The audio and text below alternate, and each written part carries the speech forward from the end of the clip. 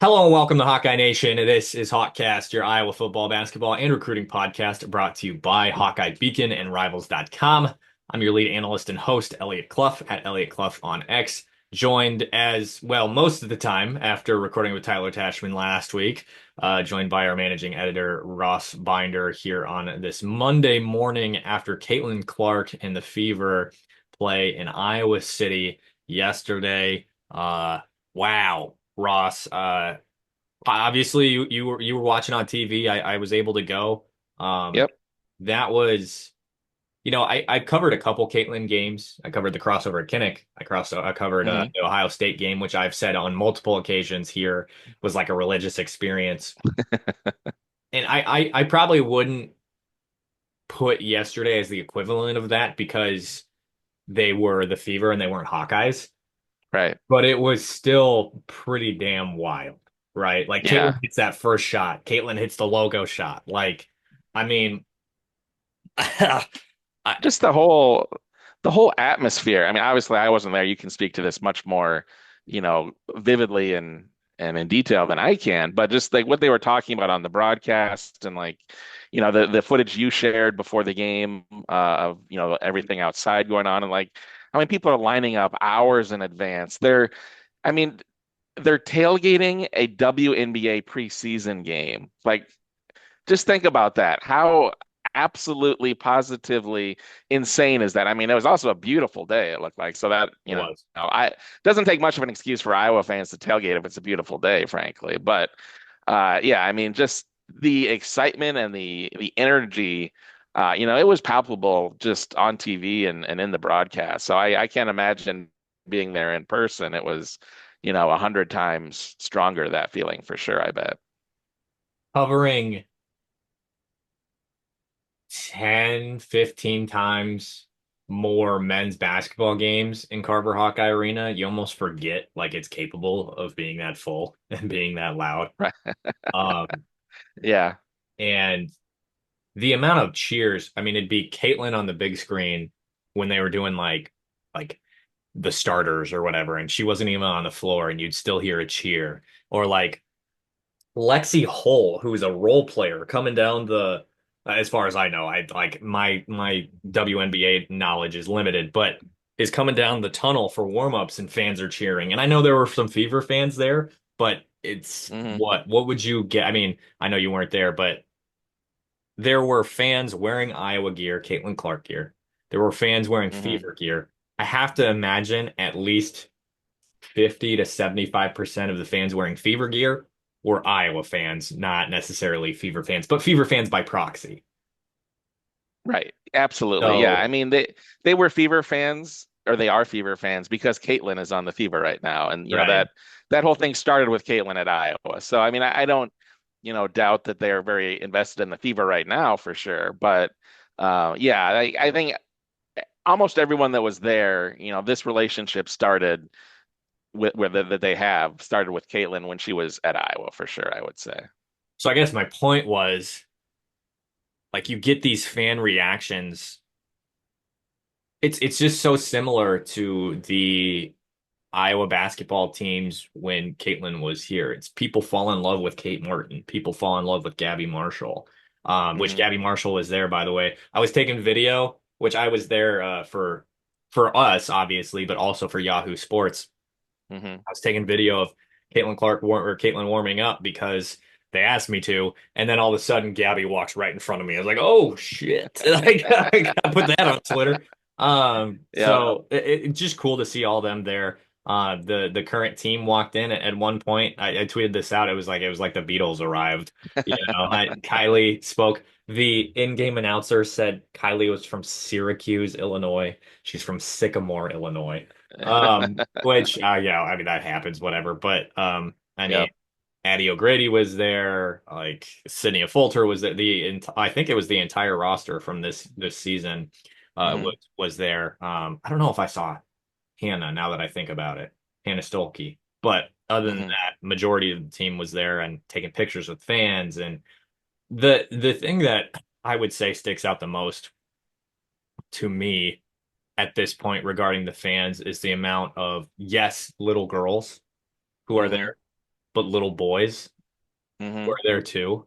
Um, it's just so telling of the current state of the sport and what Caitlyn has done for it. I Yeah. My prevailing takeaway from this game is something that I think some folks are going to see as hyperbolic, maybe see as us being biased as Iowa media. But I'm sure, I mean, we've all heard the comparisons of calling her the female Steph Curry or the woman Steph Curry. And I maybe like on in terms of playing on the court, yeah. Hmm.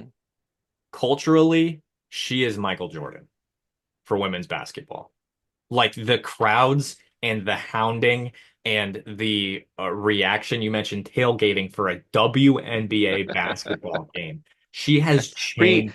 Preseason game. Preseason game against the Brazilian national team, who they beat by freaking 100. Like, Yeah.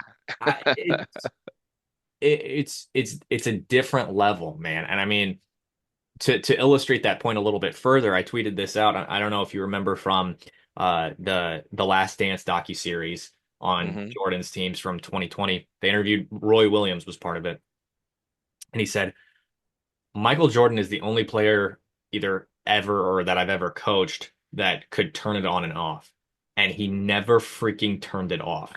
That is Caitlin Clark. Yep.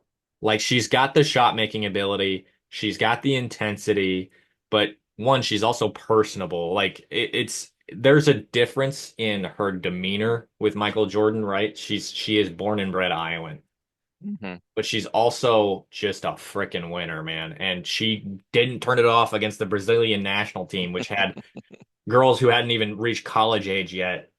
Um, Hmm. and it's the playmaking, it's the shooting. I mean, this is just the latest iteration of her transcending the sport. Like this just happens time and time again with her.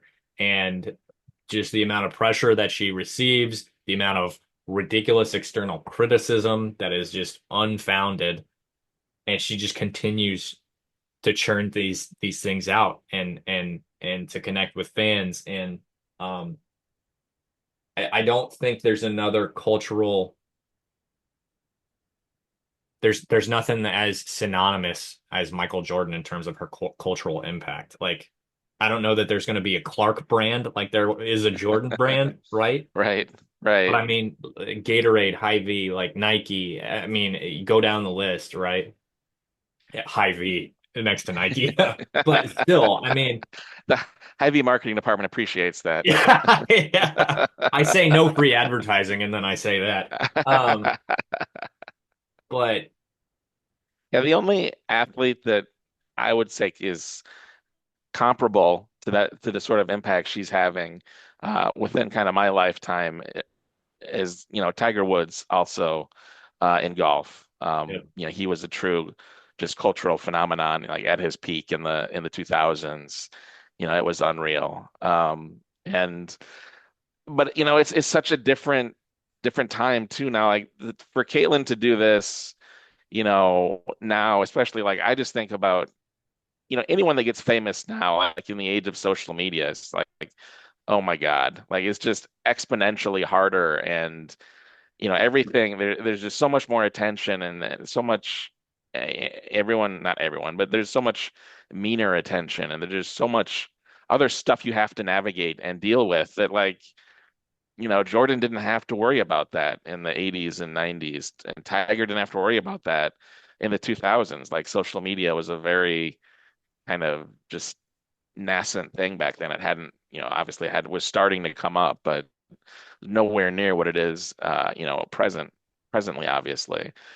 And the way that she's able to handle all that and navigate that with so much grace is just incredible to me. Like it's stunning and impressive that, as much as everything she does on the court is, mind-blowing. And, she did her usual routine yesterday. She played the hits. It was, just the incredible passes and the deep threes, of course. You go to a Caitlyn game, you want to see the deep three, right? And she she delivered. Her first made bucket was a deep three. Her last made bucket was a deep three, and I don't know if it was the last one or if it was a different one, but the iconic one, the one that people who were at the game and watched the game are going to remember is the one that she launched from the MediaCom logo that was even further back than her infamous shot where the 22 is on the court where she broke the women's scoring record. And I mean, yeah, so it's like she does everything on the court and she's incredible there. But everything she does off the court in terms of handling just this whirlwind of, attention and like you said, all the criticism and just off court, just like there's so much noise around her, at all times, it seems like, and especially now because the season is ramping up, she's going to be the focal point of the WNBA season for the next, well, however long. I guess the season is about 5 months. So, yeah, I mean, she's going to be the A1 story probably for that entire time. And, and with everything that comes along with that, which is all the, nonsense conversations that are going to come up on sports talk shows and online and on Twitter and on Facebook and wherever else. And yeah, it's an unbelievable thing. And obviously yesterday Iowa City and that game was the epicenter, and now the circus will move on to somewhere else after Iowa City. But It will. It will. I'm assuming they've got a few more preseason games before things kick off. I don't know what their schedule looks like off the top of my head. a weird preseason schedule. I mean, because they played back-to-back games this weekend. They had one on Saturday that she did not play in that game because she's been nursing a little leg injury apparently. Obviously did play yesterday and played about a little under 20 minutes, right? Like 18, 19 minutes, I think, Yeah, was I what think it she, was yeah, like 1842 or something like that. yeah, which was about 18 minutes more than the Fever needed her to play Yeah. to Yeah. beat the Brazilian national team. But I mean, obviously these games are just about getting those reps and getting that familiarity with each other because they made some big moves in the offseason, which we can talk about in a minute. But I think they have one more preseason game, and then the season starts in about 2 weeks. They play Atlanta on Saturday. Um, Yep. and that is, give me a moment as I scroll through the entire WNBA schedule. That is at 2 p.m. on Saturday at Atlanta. So that is where the circus will be. They start the season on Saturday, May 17th at 2 p.m. against who? Chicago Sky. Chicago Sky. That'll be, ESPN advertised that game a lot yesterday. yeah. Did they? Yeah. Well, Yeah. um, Yep. the other last thing that I That really, I was gonna say, just as a brief aside, that was kind of one of the interesting things I noticed from the broadcast was that obviously the Big Ten changed up media partnerships and the a couple of years ago, and so the ESPN crew didn't get to call that many Caitlyn games in those final season, I guess, until the NCAA tournament. Then they called them all. But like Rebecca Lobo was mentioning that she hadn't been back in Carver since she was there for the Indiana game at the end of Caitlyn's junior season, which is where she had the incredible game-winning shot uh, to I beat the thought Lobo was Hoosiers there for on. the Ohio State game when at the end of that season. I might be wrong about that. I thought I saw her, but I'm not.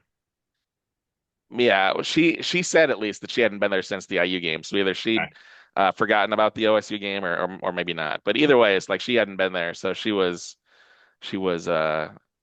taken aback, I guess, or just you know just to have that Iowa City experience with Caitlyn again was something that was pretty remarkable. But Yeah. Yeah. Now the point that I wanted to make too is after the game, I got a video of Caitlyn hugging Jan and Lisa Bluter. It must have been on the broadcast. I think Holly Rowe was interviewing Lisa before the game and yeah, asked what like her advice would be to Lisa or to Stephanie White, and it was yeah, she did an in-game interview with in Lisa game, Bluter. Yeah, and Lisa was just let her go. Um, yep, yeah, know that when is to let her go. just poetic, right? Uh, Yep. I've only been around and interviewed Lisa a couple times, but it's just like the her presence of is just calming while also knowing ball and like it Yeah. I'm really intrigued as to how this level of coaching from Stephanie White could or will take Caitlyn's game to another level because I don't know that Caitlyn's been coached by a basketball and like I'm not saying Lisa Bluder's not a basketball psycho because she's obviously, but you have to be a basketball psycho to coach Division I basketball. But like Stephanie Yep. White appears to be to like the nth degree. And Right. you get a sense of that when you're around her and when she's answering basketball questions. So I'm really interested about that. But secondly, before we move on, talk a little bit more other Iowa sports. This team is so, is it not like perfectly constructed for Caitlyn? I mean, Yeah. They did a phenomenal job in the off season of, identifying what they needed to add, and what they didn't have last year when during her rookie season, and get the kind of bigs that are going to work best with her game, get the shooters that are going to, flourish off of her and everything else, and get some defensive help. And yeah, like their GM, at least on paper and what we saw yesterday, like they nailed that assignment in the off season to like how to improve that team. And it looks like you said, it's just a really, really well built team, assembled team around her that just seems really perfect almost. like I want to go down the line. One thing I tweeted and I accidentally just brought it up. And I it was tough to word it. Hmm. I'll read my tweet verbatim. Was the one thing that really stuck out to me personnel wise yesterday. Probably one of two. Said the Fever trading for DeWanna Bonner and pairing her with Caitlin Clark in transition specifically is the equivalent of when Randy Moss was traded to the New England Patriots to catch passes from Tom Brady. And Dallas Hmm. Jones, who is no is yesterday was the last time on his beat on the beat. Was with Hawk Fanatic. He's moving to Arizona. So shout out Dallas. Gonna miss you, buddy. Um, Yep. he is my go-to for like mid to late 2000 sports references. And he was sitting Hmm. right in front of me because we're about the same age. And I said, Dallas, look at my tweet. He turned around and was like, yes. I mean, Yep. just like we talk about things you can't teach in basketball, and Dewana Bonner's length is one of them. Hmm. And Caitlin's Yep. court vision and willingness to pass the ball up floor like that, pairing Yep. those two is just wild, along with Hmm. Dewana Bonner's defensive capabilities, both big, her veteran presence, big as well. Yep. Secondarily, the other one I was thinking of is Sophie Cunningham. The Hmm. intensity with which she plays defense and basketball in general, and her ability to shoot the three is Hmm. just like these are archetypes that you have to pair with Caitlyn to bring, or I mean, that do bring the best out of her. You're going to get Caitlyn's best no matter what, but just the complementary skill set, matching them Absolutely. together is just nasty. And of course, you've got Aaliyah Boston, who was a little off yesterday, in my opinion, but Hmm. man, like her skill set again, her size, just stuff that you can't teach and that you recognize as an immediate addition and an immediate positive in adding to the roster in playing with Caitlin Clark. It almost makes it unfair with what they've got. And of course, one thing that I think I've mentioned elsewhere and that I will mention here right now is it's not going to be perfect right away. The Miami Heat Yeah. with Dwayne Wade, LeBron James, and Chris Bosh started that first season 9-8, and they lost in the finals to Dirk Nowitzki and the Dallas Mavericks. It's Yep. not going to be perfect right away. They're going to have to work out some things chemistry wise. Just because these teams have talent doesn't mean they have chemistry. So it Yep. might be a little clunky to start, but they keep talking about the expectation or the goal being a championship, and I see no reason why that isn't realistic. Yeah. I mean, I think they look like they can be right up there with the Liberty New York is the defending champion, so you got to put them up there. Minnesota, the Lynx beat them by the thinnest of margins, really, in the finals. The Lynx brought back pretty much everybody, so they're going to be another top contender. And then Vegas, who won the previous two titles, They reloaded too. So like, those are going to be the top teams that are contending. But, if the Fever come together the way it looks like they can, and, like you said, the pieces are there, it looks like they should fit really great. And now they just got to go out and do it on the court all summer, obviously. But yeah, if it all comes together the way it looks like it can, then I agree. I think they can be right up there with those other three teams as a contender, and that's certainly going to be their goal is to be playing deep into September and the WNBA playoffs, and get to that championship game or championship series rather. And as the league continues to expand, because it's not stopping, like with the trajectory it's on right now, there's no end in sight at the moment. Oh, Golden State Valkyries just starting as well. Kate Martin heading out west, further west. The talent pool is going to be more even as the league expands. So as that talent pool evens out, Caitlyn's just going to continue to ascend. So you mentioned all those teams. Those teams are juggernauts. Those teams are, I mean, Hmm. Brianna Stewart, Sabrina Ionescu, Asia Wilson. I mean, on the other hand, Kelsey Plum did get traded this offseason too, so she's no longer with the Aces. That's a big change. And Hmm. you take Sophie Cunningham away from Phoenix. I mean, it's there's a lot of moving parts compared to last season, and the Fever have a lot of off-season momentum carrying this. Absolutely. So, and Caitlin's stronger. She's hoping it's going to carry that additional strength is going to carry her a little bit further into the season. She also had an off season, like she Yeah, didn't have one of those last year. right. So that's huge for her in terms of recovery, in terms of her chomping at the bit to come back. But um, Yep. yeah, one last thing before we move on, actually, how I don't know how you look at a game like this on a college campus and not think maybe we should go to UConn.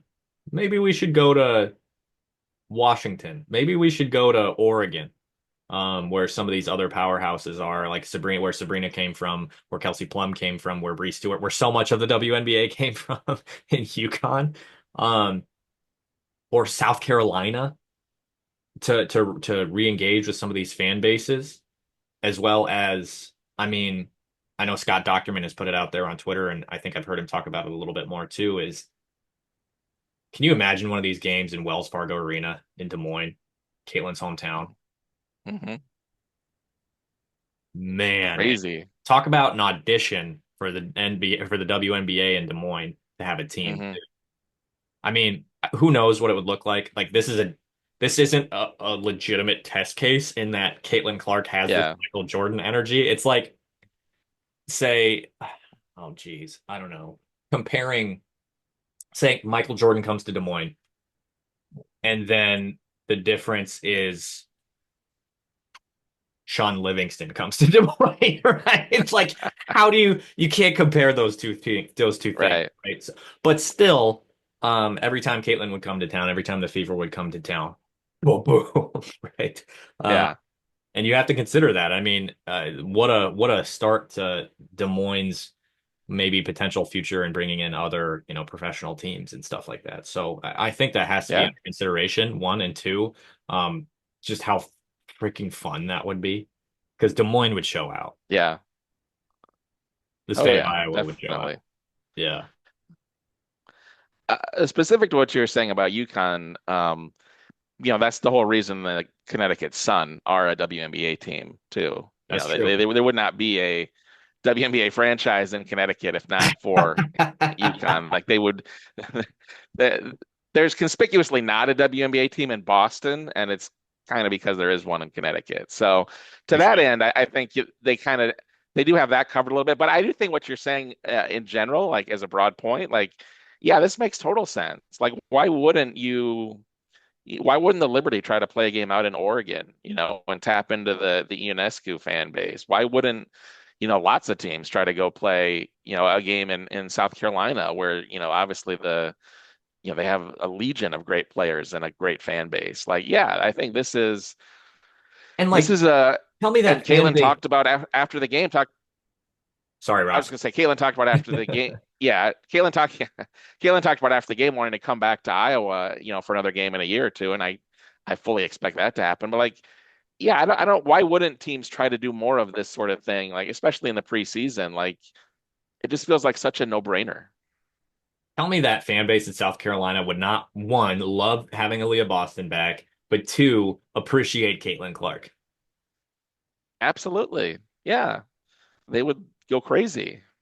I mean, everybody would, but like it's it, Yeah, it's a yeah, little for bit sure. different because they lost to Caitlin in the Final Four, and this has been a transcendent generational team down there Yeah, that has been built. And then they did defeat her in the finals, but or in the finals in the championship game last season. But they saw her greatness in person. There'd be just a different level of appreciation for her there, I think. absolutely. So maybe next year, South Carolina, or in the coming years, I think that would be really cool. Um, Yeah. Anything else? WNBA, Caitlin from yesterday? Anything at all? I don't think so. I think we covered it pretty well. It was a Cool. great day and a super fun. I mean, for a game that was not the least bit competitive, like that was some of the most fun, like just basketball and just overall atmosphere and everything that you could just for a game that just nobody cared about the game itself really in the competition, which there was none. But it was a unique experience. Also, I mentioned Lexi Hull a little bit ago, Sophie Cunningham a little bit ago, which, by the way, that video I got of Sophie saying that she was going to get a logo herself on the court with a SC and an 8. Yeah, ESPNW and Bleacher Report asked me if they could use it and give credit to me, yeah, and neither of them posted yeah. it. So, uh, Ah. yeah, Pixar didn't happen. So I could be lying to you, but I promise I'm not. But anyway, Kelsey Mitchell said at one point, I don't know if it was an in-game interview or elsewhere, but she said, I feel like I'm from Iowa or something to that effect. The fans Yeah, cheered on every single bucket from every single player, every absolutely. single one. They were their own. Um, Yep, so the Fever have a remote fan base here in Iowa, if you will. definitely. It's hard. I'll tell you this. This is the second time I've covered a Caitlin game for Yahoo. They sent me out to Indianapolis last year to cover Fever versus Chicago, and Right. it is so hard to not get caught up in all of the craziness in that in the mania and just how freaking good Caitlyn is in that we're supposed to be objective, and I was like, oh, I want to buy a Caitlyn jersey so bad. I didn't. I didn't. Yeah, Um, yeah, and of course it's different because she's a pro now. So yeah, yeah. you can be a little bit more of a fan because we're not exactly covering, we're not on the beat covering the Fever. Um, Right. but I didn't end up getting a jersey, and I didn't get one yesterday either. And all the girls from the Brazilian national team are down there taking pictures with Caitlyn. It's like, oh, I want one of those so bad. Uh, but uh, but yeah, I think that just continues to further illustrate the point that I made about her cultural impact and her impact on um fan bases and uh yeah, I got that video too of Caitlyn signing autographs, and I don't know how I got that angle where I was that close, but uh I was telling you before we started recording, Rachel, my girlfriend, her mom is a ridiculous Iowa basketball fan, and Rachel showed her the video of me right there, and her mom goes, Mhm. "Whatever," just pissed. Yeah. So, uh, Jealous yeah, much? yeah. Sorry, Sabrina. Yeah. Anyway, so let's talk some portal, some other stuff before we completely get out of here for Hotcast here on this Monday. Some news that came out after Tyler and I recorded this last week. Iowa added Ty Hudkins to the roster. Purdue transfer safety. Yeah, out of the portal is between Iowa and Northwestern. I shared on our premium board. that I was texting a little bit with somebody close to Ty's recruitment and Ty Hudkins, and it sounded like he was going to end up at Northwestern. Talked with a few other people, it sounded that way. And then I connected with a source before his visit that said it like what I was told is that Ty's official at Northwestern, which he was committed to Northwestern before Fitzgerald was let go. So it seemed like they were the favorite anyway. Um, Hmm. Before his visit to Iowa, after his visit to Northwestern, I heard that the Northwestern visit was quote unquote amazing. And what the source shared with me was, well, he's still coming, so it must not have been that amazing. One. And two, if we push, we'll get him. And again, shared that with our premium subscribers last week before the visit. And there you go. They got him. I mean, I can't imagine getting in a recruiting battle with Northwestern is that difficult if you're a program like Iowa. For the sake of resources, for the sake of history, for the sake of what you've been able to do, even just recently. And Ty Hudkins is very much a Phil Parker guy. I think it's pretty easy to glean just watching that on film, watching his film. Hmm. Hard hitter, guy that kind of is a ball mag. You'd think he'd have magnets in his glove, just the way he's able to come down with some interceptions, some deflections on his film. Um, so I think he's a good fit. I think he's a long-term fit. If he plays this year, it's going to be special teams or it's going to Yep. be injury because this is a depth add considering the only guys that have really inexperience or any experience between the two safety spots in cash are Lutmer, Wampa, and Entringer. And Hmm. after that, it's a bunch of young guys and Kale Kolaric, who is a walk-on and was good, and we've shared that before, Yep. good in the open spring practice, but there's a difference in walk-on, you know, scholarship guys, obviously. And Ty Hudkins fills that void. Yeah, I mean, we kind of identified, a few weeks ago, I think when we were talking about, gaps Iowa needs to fill via the portal, and defensive back was one of them. And, we have been focused a little bit more on cornerback, but safety is a big, an area where they needed to add some more depth too, especially because they've had a couple guys leave. And so you wanted to kind of refill the depth there and have some more options. Like I said, he looks like a really good long-term option this year, you know, barring, injury, which knock on wood that everything is good. But, between X and Entriger and Lutmer, they've got some really solid guys, it looks like there for this season. But obviously X has gone after this year. Entriger, I think, could be draft eligible after this year. So potentially, if he has a big season, he could have a decision to make.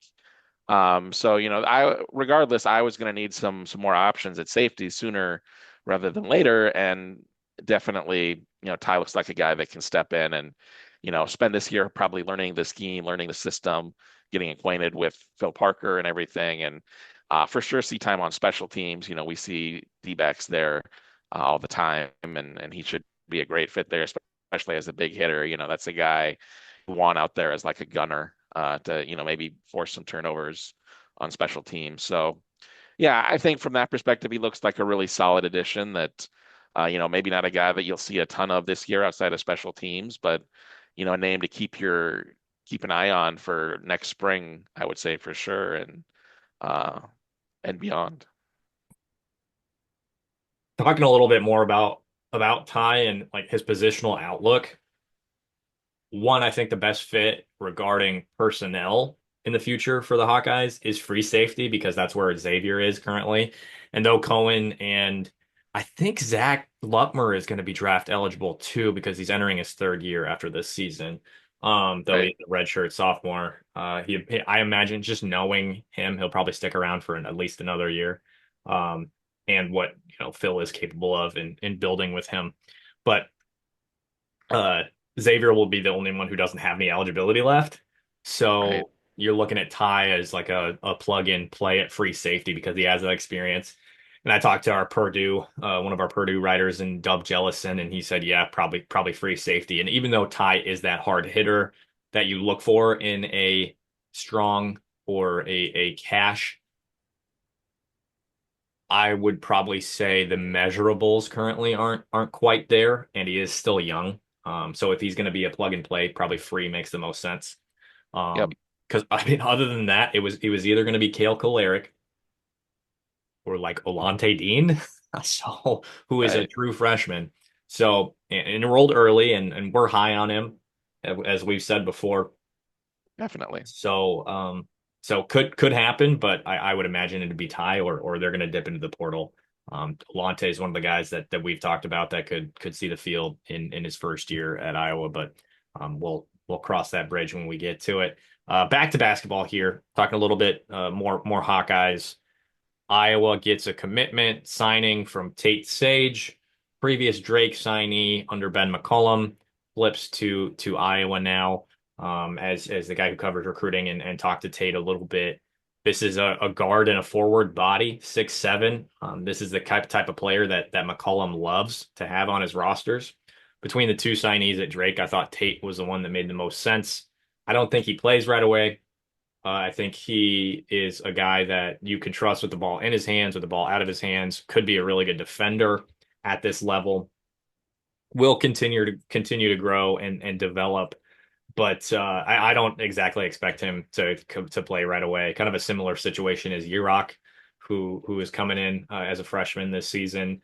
Though he said he is expecting to or hopes to play, I don't necessarily see it happening. And he doesn't have senior film; he has his junior film out there. Tate does, so not entirely sure what this year looked like. Didn't put up a ton of points, but that was also due to the fact that he was playing on a team with a few other studs and they played slow. So.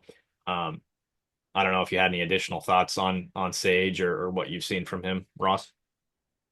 Yeah, not too much yet. I mean, like you said, we haven't seen any senior films, so it's kind of difficult to know. I mean, to know what he brings, although I'm sure, obviously, his junior film, he's not going to look that different. But I think overall, he seems like another good, pickup, solid depth piece, good addition to the backcourt. A guy that can come in and add some shooting from outside.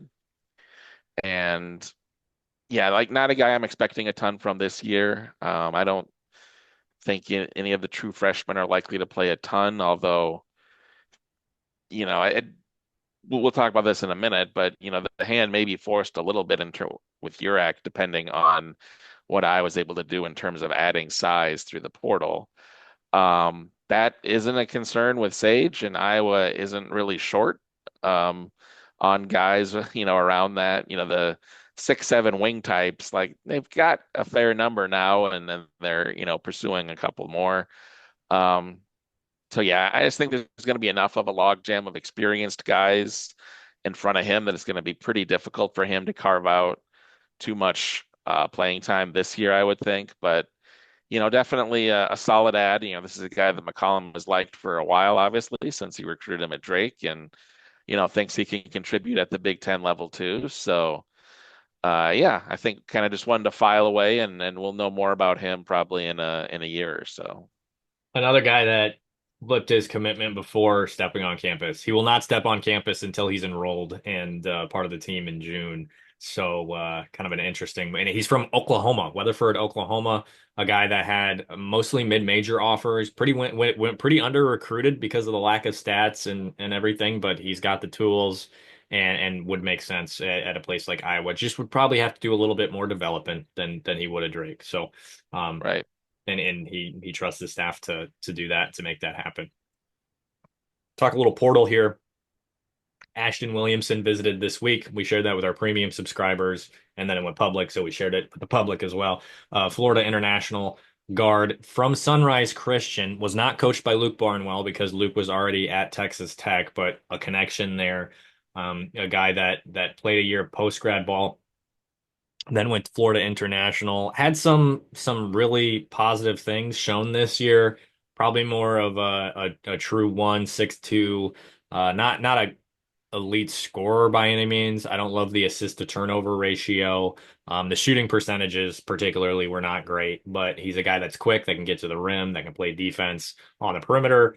A progress guy or a work in progress, a developmental ad as well that has some potential down the road if Iowa adds him. Um,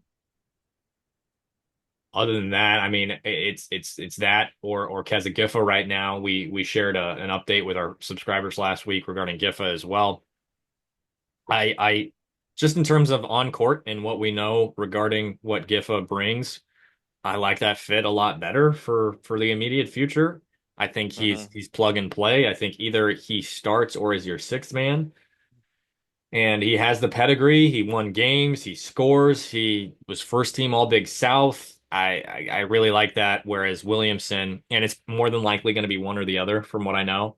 Williamson is more of a long term ad. I mean, Yeah, I mean, if he's a point guard and you've already got Bennett Sturts, I mean, he's right. looking at pretty limited minutes this year, right? Well, So he might. I mean, Williamson could play a little bit. Where I mean, Giffa's a point guard too, right? But Giffa is more of a combo guard, whereas Williamson is more yeah, true one. So. And Williamson could maybe develop into something like that, but I would imagine if it's Williamson, he plays like 8 to 12 minutes a game this coming season if he does play that much. Whereas Giffa is a guy that would be a fixture in your rotation. So there's a variety of different factors that are going into each individual recruitment. Of course, we'll keep hmm our premium subscribers updated as to how that transpires. It's going to be a little bit slower here now that they've really filled out their roster and they're starting to move on to 26. Offered Colin Rice, went in and saw Jaden Kuhn. Rice is a fairly was an underrated prospect. Now he's got three high major offers in Nebraska, Northwestern, and Iowa. And I think there's some real developmental potential there. And like we've said, McCollum loves these tweener guys who are like 6'7", 6'8", and they can shoot the lights out of the ball, and that's Colin Rice. So really, just a pure scorer is what Rice is. I like his game a lot. So um, yeah, I mean, I think we're in the same boat regarding what Iowa men's basketball needs in the portal now, and that's a guard, combo guard, and or a big. I mean, I yeah. think it's It just looks I think like everybody's on that same page. yeah. I mean, I think they're probably looking to add one or two more players, through the portal if they can, and you identified the areas that they're looking at for sure, which is, one more guard. I think ideally, like you said, a combo guard would be the better fit because that's someone that could play with Sturts easier and contribute, and also, back him up as needed, and someone that can, play more immediately this year, probably helpful too. And then, yeah, the other one, size. We've been on that train since the beginning with this, and then that is certainly something that is still lacking a bit from this roster. But we also know, and McCollum has emphasized this too. And he's kind of been going out on the I Club circuit a little bit the last few weeks, and they're not going to add a body just to add a body. They're not going to get just a big guy because there's no value in adding a big guy who can't play and can't contribute and help you. Just like, oh well, he's 6'10".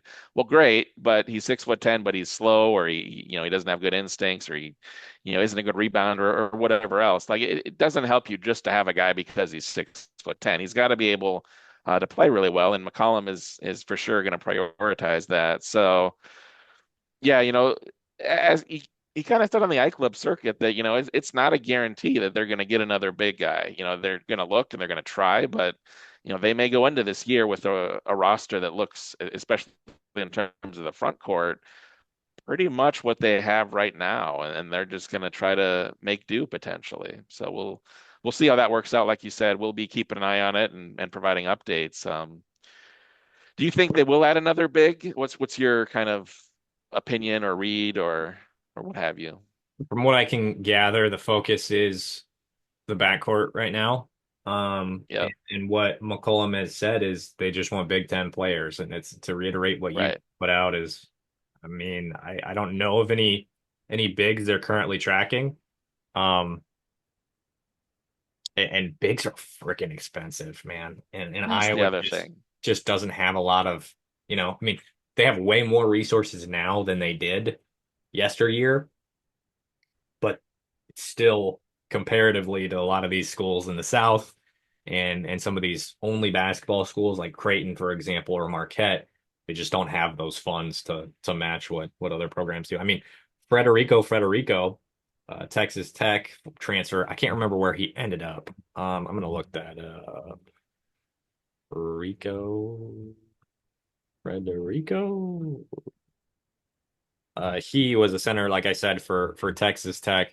Um, played on that team this season and transferred out after this season. I cannot find where did he end up?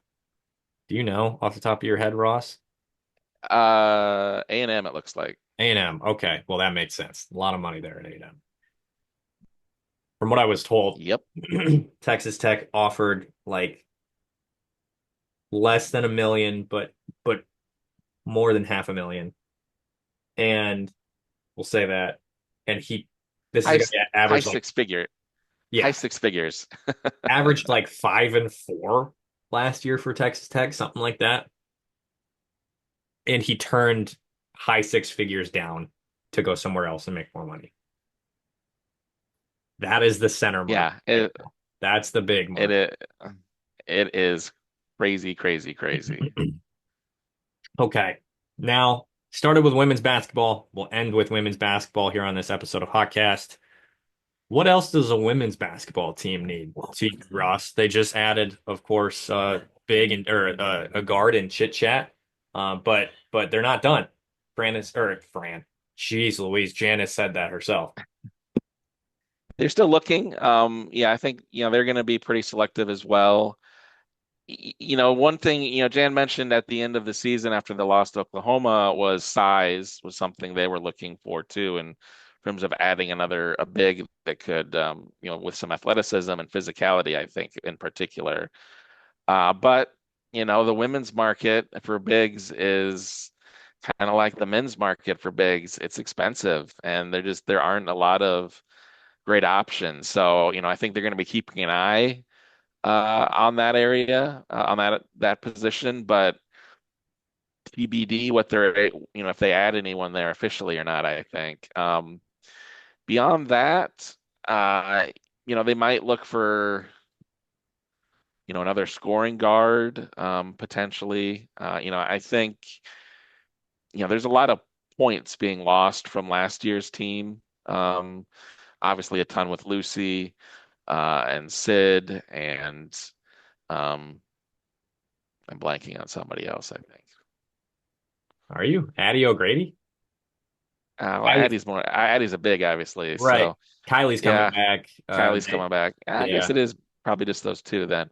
Um, but I think, and especially, and it's not an easy position to find, but that kind of jack of all trades, do a little bit of everything that Sid did, and that, prior to her, Kate Martin did, and McKenna Warnock did. Like, that kind of, you know, glue guy or glue gal in this case is underselling it because they do a lot more than that. But someone that is able to fill a lot of roles. And I think Taylor Stremlo is someone that they see with uh potential to do a lot of that.